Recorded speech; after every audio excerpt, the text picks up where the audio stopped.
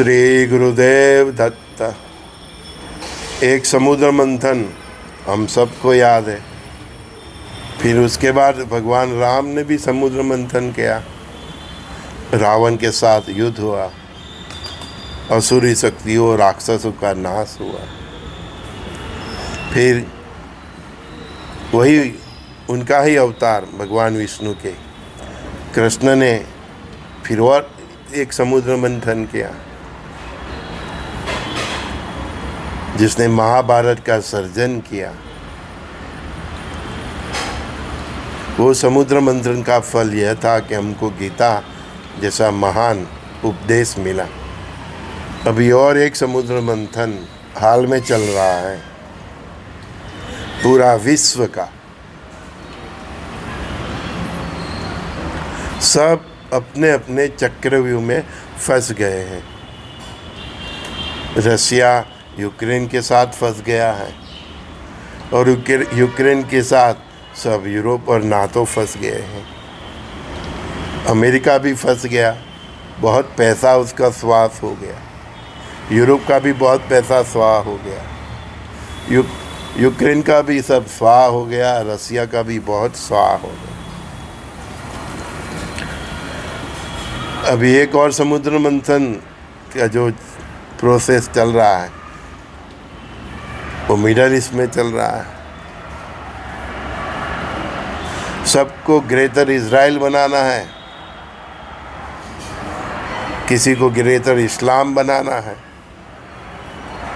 Greater अरब बनाना है, किसी को ग्रेटर यूरोप बनाना है तो किसी को ग्रेटर अमेरिका बनाना है, किसी को ग्रेटर चाइना बनाना है। तो भारत अखंड भारत की ओर चल पड़ा है। ये और एक समुद्र मंथन है। कहीं अज्ञात स्थल से कल की रुद्र भगवान ये समुद्र मंथन कर रहे हैं। सबकी बुद्धि हैक हो गई है। विश्व में जितने भी चर्च है उसका जो एचओ है, मानो कि उसने अमेरिका को बोल दिया है कि पूरे विश्व में ईसाइयों का वर्चस्व स्थापित करना है। तुम एक के बाद एक विजय प्राप्त कर लो। साम दाम भेद धन नीति से हर देश के ऊपर ईसाइयों का राष्ट्र का प्रभुत्व जमा लो। वेनेजुएला से साथ किया, ग्रीनलैंड के साथ कर रहा है। तो एक टारगेट मानो के ये चर्चों का जो एचओ है उन्होंने अमेरिका महाबली है तो उसको दे दिया है, क्योंकि यूरोप वाले के तो बस में नहीं है। ऐसा ही टारगेट खलीफा राज की सोच वाले जो भी प्रमुख राष्ट्र हैं, उनमें से ईरान है तो उसको भी दे दिया है। उन्होंने भी दे दिया है। उन्होंने हुती, हमास, हिजबुल्ला ऐसे संगठन की रचना की है। पाकिस्तान जैसे देश, भारत जैसे देशों में आतंकवाद फैलाते हैं। सीरिया को बर्बाद कर दिया, सब कुछ बर्बाद कर दिया। क्यों? उनको खलीफा राज की स्थापना करना। ये भी विधि की कैसी विचित्रता है कि वर्तमान का मनुष्य का जीवन का ख़त्म करके किसी को खलीफा राज की स्थापना करनी है तो किसी को ईसाई धर्म का साम्राज्य पूरे विश्व में फैलाना है। यही अज्ञानता है, यही भ्रम है। इसको ही मैं बोल रहा हूँ ना कि सबकी बुद्धि हैक हो गई है। सबकी बुद्धि हैक हो गई। कोई खलीफा राज के लिए दौड़ पड़ा है तो चर्च ने अमेरिका को ईसाई राज्य का वर्चस्व पूरे विश्व में स्थापना करने के लिए मेक अमेरिका ग्रेट अगेन। वो केवल अमेरिका को ग्रेट बनाने नहीं जा रहा है, वो पूरे ईसाई धर्म का वर्चस्व पूरे विश्व में स्थापित करने जा रहा है। उसका उद्देश्य अलग है। वो चाहते हैं कि पूरे विश्व में ईसाई धर्म का प्रभुत्व हो जाए, कहीं देशों का धर्म परिवर्तन हो जाए। अभी वो ईरान में वही कर रहे हैं कि उधर से इस्लाम धर्म का प्रभुत्व उसके ख़त्म हो जाए, उसके वर्चस्व वाली सत्ता ख़त्म हो जाए, और उधर ईसाई धर्म को फेवर करने वाली प्रजा को, उसके नेताओं को प्रमोट किया जाए। सऊदी अरेबिया में वो भी वही दिशा में जाएंगे। यूएई तो ऐसे भी तटस्थ है।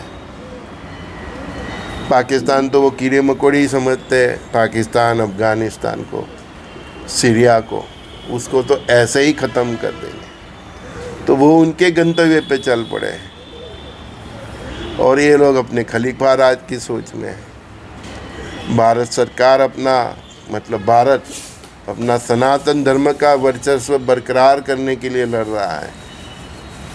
सरकार चाहे किसी भी की हो दिल्ली में, लेकिन भारत एज ए नेशन उसका सनातन धर्म का वर्चस्व, उसका प्रभाव बरकरार रखने के लिए और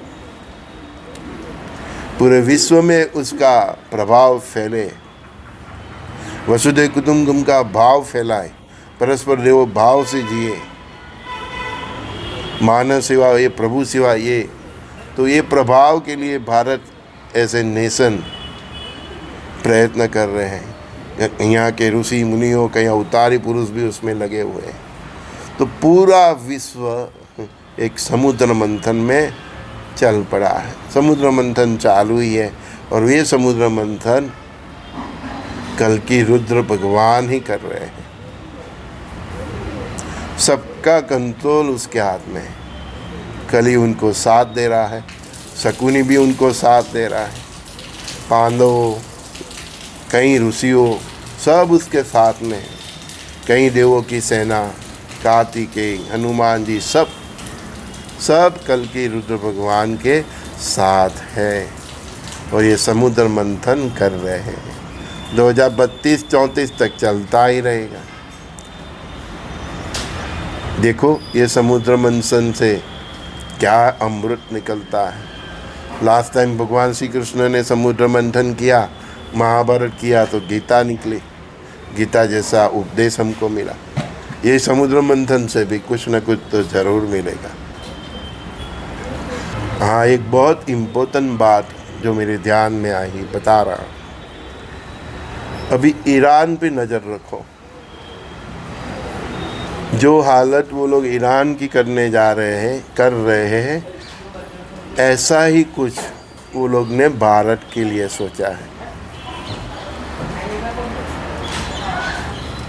मैंने क्या बोला था, याद है आपको, कि भारत में सिविल वॉर कंफर्म है। ये जो रोहिंग्या और उसके जो सपोर्ट वाले हैं पूरे देश में, जितने भी करोड़ हैं, वो इधर ऐसे ही बवाल मचाएंगे जितनी बवाल अभी ईरान में चल रही है। पहले मैं बोल रहा था तो आप कल्पना कर रहे थे, लेकिन ये प्रत्यक्ष प्रमाण आप देख लो कि जो अभी ईरान में हो रहा है वैसा ही हमारे देश में होगा। ये लोग ज़रूर करेंगे, करने की कोशिश करेंगे। कम ज़्यादा कल की रुद्र भगवान पे छोड़ दो। और उसी तरह उसी समय हमारे बॉर्डर पे भी एक्टिव हो जाएगी, मतलब हमारे देश पे भी उसी समय हमला करेंगे। तो उसी समय भारत पाकिस्तान के साथ और चाइना के साथ भी युद्ध में पड़ जाएगा।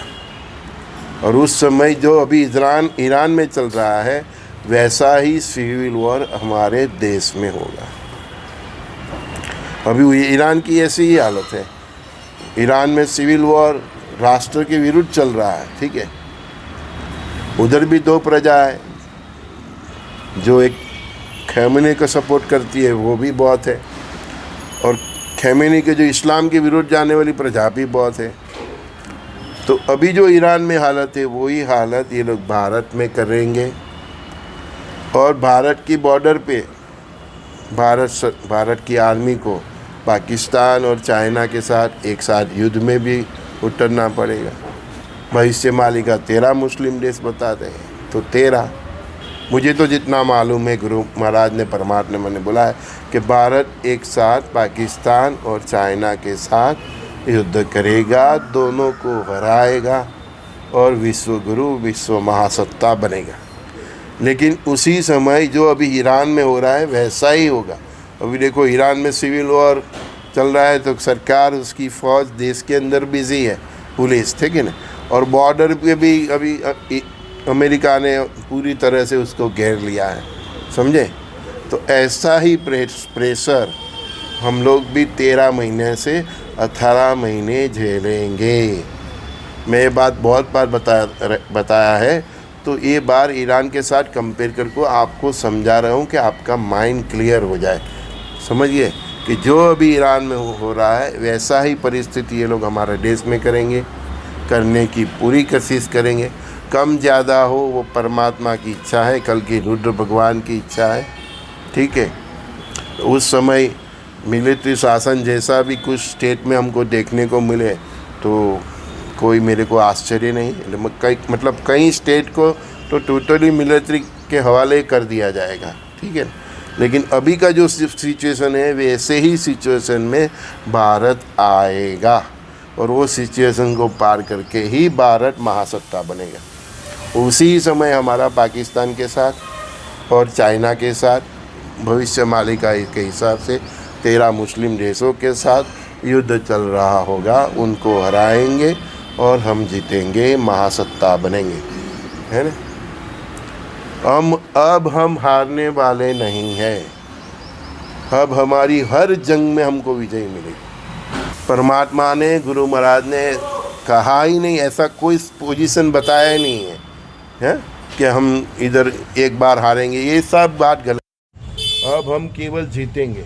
अब हमारी जहाँ भी वॉर होगी, जिसके साथ भी जंग होगी, अब हम जीतेंगे। भारत अब कोई भी लड़ाई हो जीतेगा, चाहे वो चीन के साथ हो, पाकिस्तान के साथ हो, और ज़्यादा अतिशयोक्ति लग जाए तो यूएसए के साथ हो, तब भी जीतेगा। समझ गए।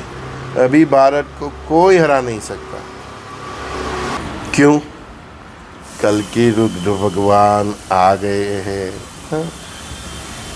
भगवान श्री कृष्ण थे तो पांडवों को युद्ध हारे? पांडव महाभारत हारे? नहीं। बस अभी वही कल की रुद्र भगवान की जोड़ी, उनका कंबाइन उसने अवतार लिया है, तो उनकी हाजिरी है। तो अब भारत कोई भी युद्ध हारने वाला नहीं है। भारत के साथ 13 मुस्लिम देश आ जाए, चाइना आ जाए, अमेरिका आ जाए, कोई भी आ जाए, पूरा नाटो भी आ जाए, भारत अब हारने वाला नहीं है। उस समय भी सबको यही शंका कुशंका थी कि कौरवों की विशाल सेना के सामने पांडवों कैसे जीतेंगे। जीत गए न। बस ऐसी ही कृपा कल की रुद्र भगवान की होगी। और आने वाला जो भी कसौटी का टाइम है, सिविल वॉर का टाइम है, बॉर्डर पे युद्ध का टाइम है, चाइना के साथ युद्ध है, पाकिस्तान के साथ है, कि बांग्लादेश के साथ, चाहे 13-15 जो तो 58-57 जितनी भी मुस्लिम देश है वो आ जाए, उनको पूरा सपोर्ट अमेरिका का भी आ जाए, यूरोप का, के नाटो का है, सब हारेंगे। जो भी टकराएगा उसके सर्वनाश के लिए ही भारत के साथ टकराएगा। चाहे वो तन से, मन से, धन से, मतलब आर्थिक रीते भारत के विरुद्ध होगा, मिलिट्री सपोर्ट से भारत के विरुद्ध होगा, दांव खेल सब जो भी ये डिप्लोमेसी कुछ भी करेगा, चाहे डीप स्टेट का बाप की क्यों न हो, पूरे विश्व में से डीप स्टेट को ख़त्म करेगा तो वो भारत ही करेगा।